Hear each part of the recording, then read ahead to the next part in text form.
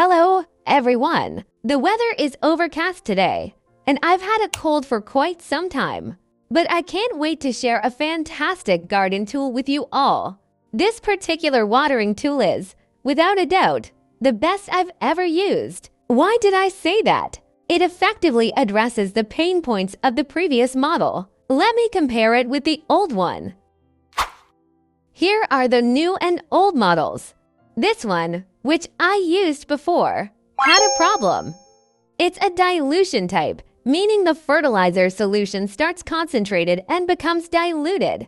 It dilutes the color of the solution in the fertilizer bottle until it's completely transparent. At that point, the fertilizer is gone.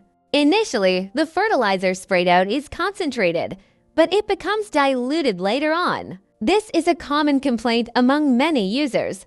Another issue is that the old model has a small bottle. So for my 100 square meters garden, I have to refill the fertilizer often, which is a bit of a hassle.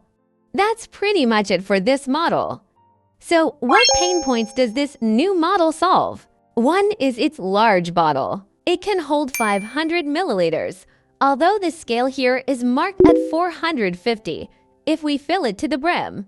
The capacity is about 500 milliliters. For my 100 square meter garden, basically 2 buckets of this fertilizer are enough. The other is that it's siphon-fed, not dilution-based. The working principle is like the one below. I used a mixture of flour fertilizer number 2 and potassium bisulfite. During the water outflow, the solution in the fertilizer bottle gradually decreases until it's used up. So it's not diluting the solution in the fertilizer pot to a lighter color, but rather directly using it up. So does this model have any drawbacks? There are 2 drawbacks. One is the small mouth of the fertilizer bottle, making it hard to pour powdery fertilizer directly in.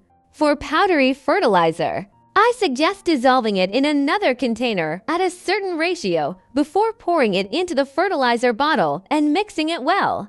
The other is its shower nozzle. This is a drenching style. It doesn't rotate and only has one drenching mode.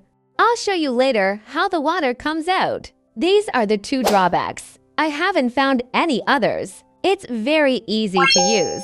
Just push it to open the water and press down to turn it off. If you push it slowly like this, you can adjust the amount of water outflow. Okay, let's now demonstrate how to use it. Oh, right. This is a quick connector. What is a quick connector? Let me show you. Here it is, a quick connector. This is the nozzle of our water gun. I just pull it down here, and it comes off. Then I attach this. Here a click. It's locked in place, and then I push it back, and it's installed. This tool has 8 settings. These 8 settings indicate the speed of the siphon. We mainly focus on setting 1 because it's setting 1. The amount of water it mixes is the greatest, which means the time it takes to use up 1 bottle of fertilizer solution is the longest, about 5 minutes or so. 1 bucket of this fertilizer, which is 450 milliliters, can be mixed with 28 liters of water. It takes about 5 minutes to consume 28 liters of water with the fertilizer. This is just an approximate figure, not very precise. Those who need to can study it themselves. Here is the fertilizer mixing chart. You can take a screenshot or save it for further study. So, how do I usually calculate its concentration? I've prepared a special calculation for this. Life requires a bit of wisdom, doesn't it? Since 450 milliliters of fertilizer is mixed with 28 liters of water, that's 28,000 milliliters divided by 450, which gives us a ratio of 62 times. But for my usual fertilization, I need a ratio of 1,200 times, so 62 is about 20 times less than 1,200. So, to make up for the 20 times difference, I divide the capacity of the 450 milliliter bottle by 20, which is about 23. This means dissolving about 23 grams of this fertilizer and adding it to the bottle, then topping up the water to 450 milliliters. Then, by setting the water outflow to gear 1, I achieve the desired concentration.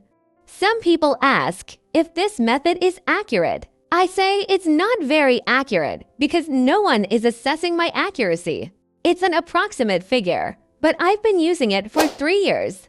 Out of caution, using this method, I checked to see if my flowers had been over-fertilized and killed by me.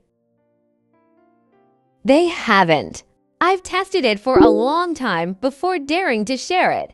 The flowers are in good condition, indicating that this method at least doesn't have any significant harm. Otherwise, my flowers would have shown it to me by now, right? Now let's demonstrate how to use it. I'll start by turning on the faucet.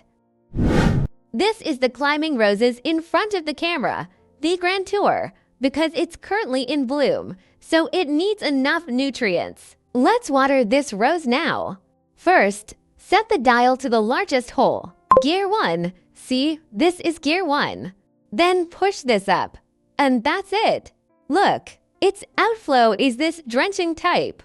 It takes about 5 minutes to use up this bucket of fertilizer. Of course, I don't actually monitor it for exactly 5 minutes because I often water and check the plants along the way.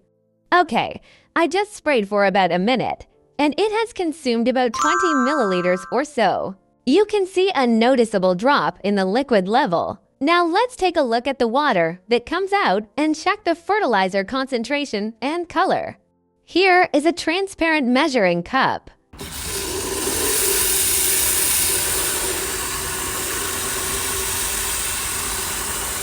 See, the concentration of the water mixed is about like this. Everyone can see. It really does draw the fertilizer out. Alright, for those interested, you can click the Amazon link below to visit our official website for product information.